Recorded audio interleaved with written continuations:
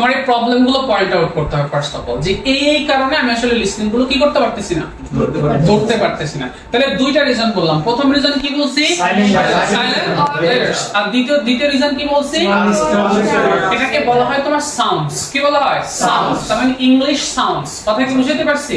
তাহলে IPA sounds বলা হয় নরমালি এগুলাকে। তাহলে সাউন্ডস, এই সাউন্ডস গুলো সম্পর্কে তোমাকে অবগত হইতে হবে। তাহলে কতগুলা সাউন্ডস আছে ইংলিশে? 44টা। আর লেটার আছে কতগুলা? 26টা। তাহলে তুমি জানো হচ্ছে ওই 26টা লেটার, কিন্তু ওই 44টা সাউন্ডস তুমি জানো না। আমি কি বুঝাইতে পারছি?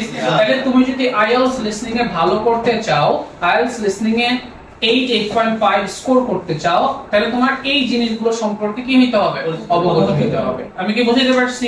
তাহলে আইএলটিএস লিসনিং এ ভালো করার সবথেকে গুরুত্বপূর্ণ দুইটা পয়েন্ট কি কি বলো তো আমাকে একটু? সাউন্ডসগুলোর সাথে পরিচিত হও। কথা কি ক্লিয়ার? বিস্তারিত জানতে ভিজিট করুন আমাদের ওয়েবসাইট www.global.edu.bd অথবা কল করুন আমাদের হটলাইন নম্বরে 01814 565656।